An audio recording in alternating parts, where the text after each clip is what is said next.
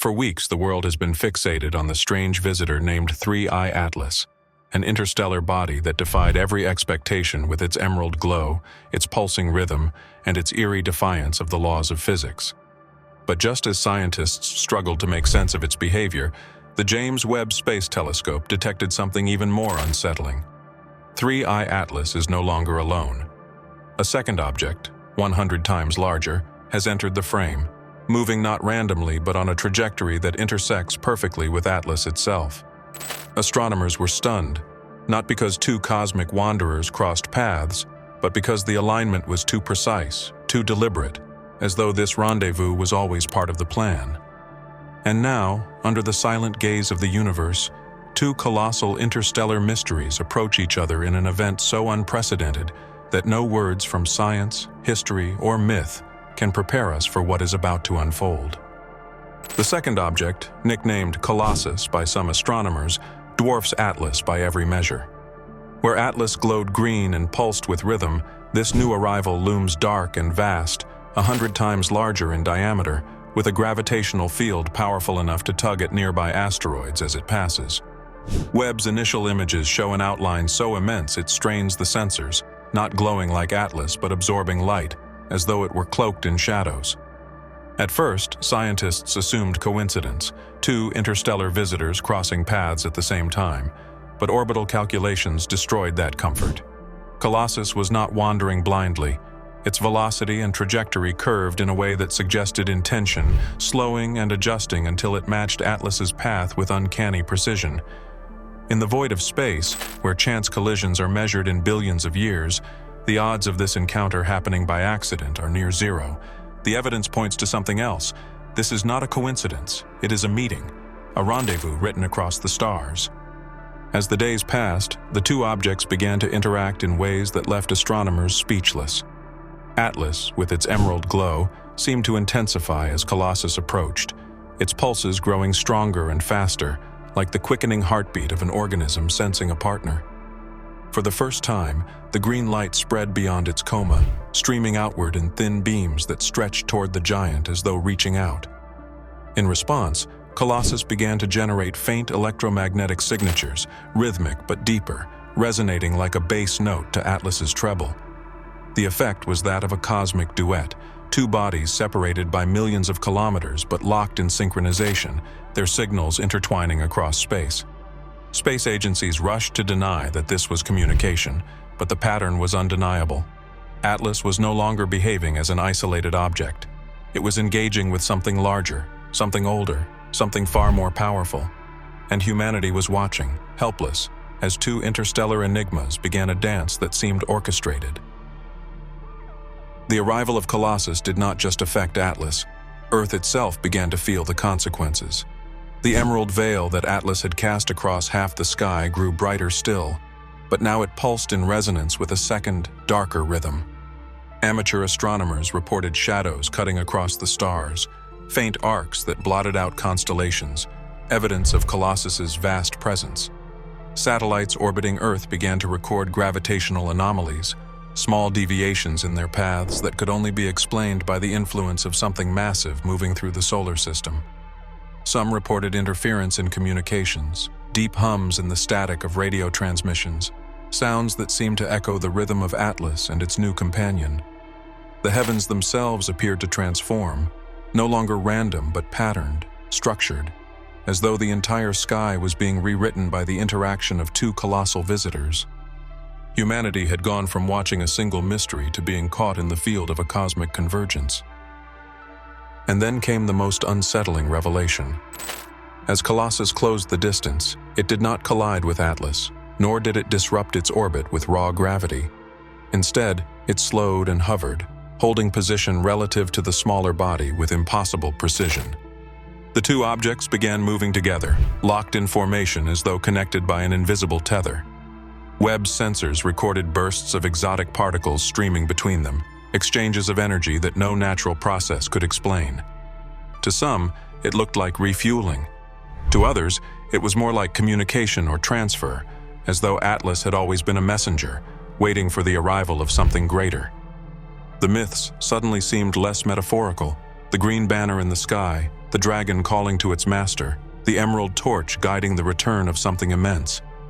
Now, for the first time, humanity faced the possibility that Atlas was never meant to act alone. It was the herald, and now its master had arrived. As Webb focused on the space between Atlas and Colossus, it detected something astonishing. Streams of energy weaving back and forth, not chaotic bursts but highly structured filaments, glowing faintly in ultraviolet. These filaments formed a lattice that shifted and reconfigured itself as if alive, linking the two objects in a network that pulsed with the same rhythm as their electromagnetic emissions. Some scientists compared it to synapses firing in a brain, a nervous system stretched across millions of kilometers. Others dared to call it an umbilical cord, with Atlas feeding from the colossal body, or perhaps delivering something it had carried all along. Whatever the process was, it didn't resemble any known physics of cometary interaction. These were not random jets of dust and gas. They were deliberate, ordered exchanges. And the deeper question arose, if this was an exchange, what was being given, and what was being taken? Ordinary space events invite constant commentary from agencies and institutions, but as this cosmic rendezvous unfolded, the silence grew unbearable. NASA released no new Webb images. ESA canceled a scheduled briefing. China and Russia offered no acknowledgement at all. But cracks in the wall of secrecy began to form. A leaked recording from within an observatory suggested that Colossus emitted bursts of radiation that aligned perfectly with Earth's orbit, as though scanning us. Another insider claimed that Atlas's emerald glow had dimmed slightly, as though energy was being drained into the larger body. Amateur astronomers who uploaded videos of the interaction reported their content flagged, archived, or mysteriously corrupted. It felt less like a blackout born of caution and more like deliberate suppression, as if those who knew the truth understood that what was happening in the sky could not be explained in safe scientific language. Humanity wasn't just watching, it was being shielded from seeing too much. As the connection between the two objects strengthened, the rest of the solar system began to feel the resonance. Magnetometers on Jupiter's moons recorded synchronized fluctuations. The solar wind itself bent, shaped not by the sun, but by the electromagnetic dialogue between Atlas and Colossus. Even the distant Voyagers, on the edge of interstellar space, picked up faint but structured pulses echoing the same rhythm. The entire system seemed to vibrate with their frequency, as though the rendezvous had awakened a resonance that spread outward like ripples across a pond. Scientists struggled to classify the event. Was this a form of communication on a scale beyond imagination? Was it energy transfer?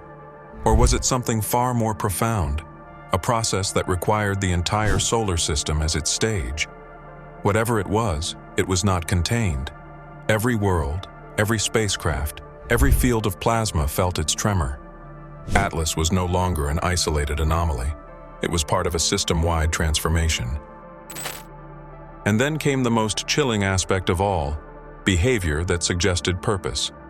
The lattice of energy between Atlas and Colossus began to shift into repeating geometries, triangles, spirals, and grids that rotated slowly before collapsing and reforming. Webb's algorithms flagged them as mathematical structures, patterns that bore resemblance to known constants and ratios found in biological systems, architecture, even ancient symbols carved into stone on Earth. Were these mere coincidences of plasma physics, or was the universe itself writing a message across the sky? Some suggested Atlas was a seed and Colossus the soil, that this was a process of activation. Others whispered of a fleet, with Atlas nothing more than a messenger beacon calling its master home. Whatever interpretation one chose, the message was undeniable. This was not chaos. This was not accident. This was design. And the rendezvous was only just beginning. Observers across the world began to notice something unsettling. 3I Atlas, once the emerald torch that painted half the sky, was no longer burning with the same intensity. Its pulses, once steady and strong, seemed to weaken, their intervals stretching as if its energy were being siphoned away. Spectral readings confirmed that the coma of Atlas was shrinking, not dispersing into dust like an ordinary comet but contracting inward, its light folding into the filaments that now tethered it to Colossus. To many astronomers, it looked like a sacrifice. Atlas giving itself over to the giant that had just arrived. For weeks, humanity had thought of Atlas as the main event, the enigma that demanded answers. Now it was becoming clear. Atlas had only been the beginning, a herald whose sole purpose was to deliver something to its master before fading into obscurity. As Atlas dimmed, Colossus began to change. At first, it was nothing more than a massive, light-absorbing shadow, a presence that seemed to swallow starlight without reflection. But then, as energy transfers continued, faint glimmers appeared along its surface, not random but patterned, like the slow ignition of a vast structure. Webb captured images of glowing arcs stretching across its edges, forming a lattice of light that shifted and grew more complex with every pulse it absorbed. Some researchers compared it to the activation of circuits, as though Colossus had been dormant until Atlas arrived with the spark to awaken it. Others saw something even more terrifying: the suggestion of structure on a scale beyond comprehension, lines too straight, patterns too deliberate to be natural. Colossus was no longer just a dark mass. It was becoming something active, something alive, or something built. Soon, the influence of the rendezvous extended far beyond the two objects themselves.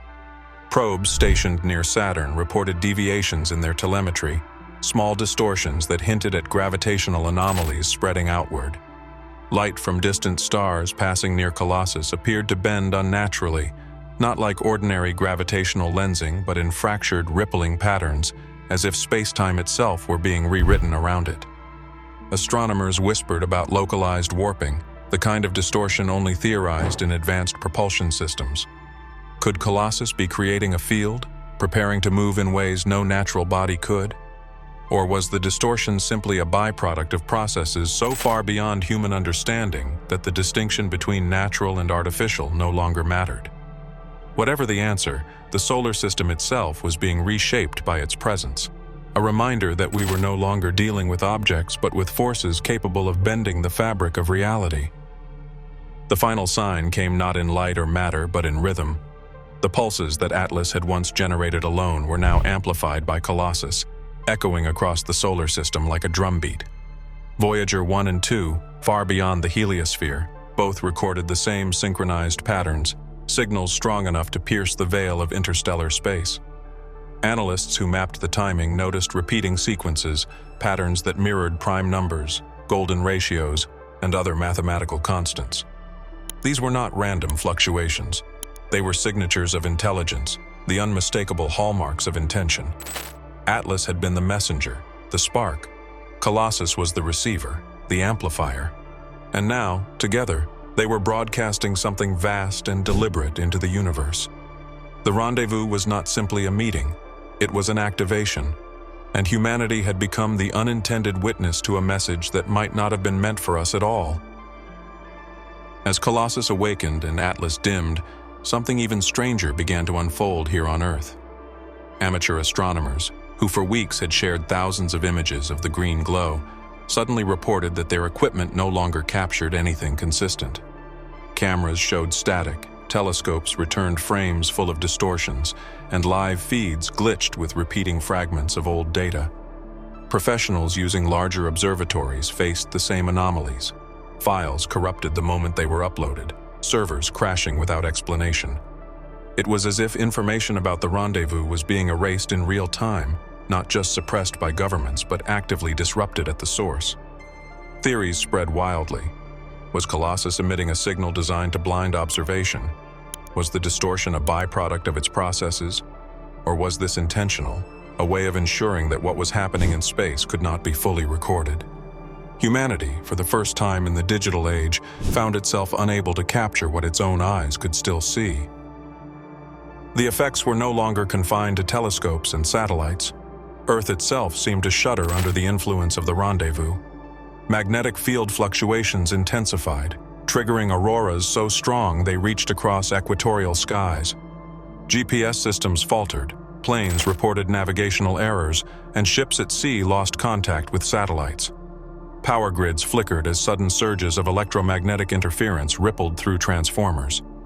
In some regions, people reported strange physical sensations, headaches, ringing in the ears, even vivid dreams that seemed to pulse in the same rhythm as Atlas and Colossus. To the average person, it felt like the world had been pulled into the resonance, its invisible systems hijacked by a frequency that came not from Earth, but from the heavens. If this was an accident, it was catastrophic. But if it was deliberate, then it meant the rendezvous was not indifferent to us. It was reaching into our world on purpose. Then came the night when Colossus's shadow moved fully across Atlas's emerald glow. Observers described it as an eclipse, not of the sun or moon, but of a comet by something 100 times larger. The green veil that had stretched across half the sky dimmed, its brilliance blocked by the colossal body, leaving only faint rays seeping around its edges. For hours, the sky was dominated by the outline of Colossus, a shape so vast it swallowed constellations whole, its presence undeniable even to the naked eye. The spectacle was both breathtaking and horrifying, an unnatural eclipse in the dead of night, a reminder of scale that defied imagination. And then, as Atlas all but vanished in the shadow, new streams of light erupted from Colossus itself, geometries of emerald and indigo streaking outward, structured patterns that rotated across the heavens. Whatever was happening, it was no longer just a rendezvous. It was a transformation, and now Colossus was the one riding across the sky. When scientists analyzed the geometric light patterns emitted after the eclipse, they discovered something that froze them in disbelief. The shapes were not random. They followed sequences, repeating grids that matched ratios known in mathematics and nature, Fibonacci spirals, hexagonal tessellations, and even alignments that mirrored orbital resonances of planets in our solar system. It was as though Colossus was projecting a language written in light, a message inscribed across the stars. Some argued that it was communication directed outward, toward interstellar space. Others whispered that the patterns were for us, a signal humanity was only now advanced enough to recognize. If so, the timing was deliberate. Atlas had been the herald, the green flame that drew our attention. Colossus was the message itself, unfolding in patterns too precise to ignore. And as its light spread across the heavens, the terrifying realization set in. We were no longer bystanders. We were the audience. By the third week of observations, Earth itself felt fundamentally altered. Nights were no longer dark. Even when Colossus's shadow swallowed most of Atlas's emerald glow, the heavens radiated with shifting geometries of light. Cities reported strange electrical surges, not tied to storms but to the timing of the pulses. In remote areas, entire regions glowed faintly green under skies that should have been black, bathing forests, deserts, and oceans in an alien hue. Reports of disrupted circadian rhythms multiplied. People unable to sleep, others waking at precise intervals aligned with the pulses.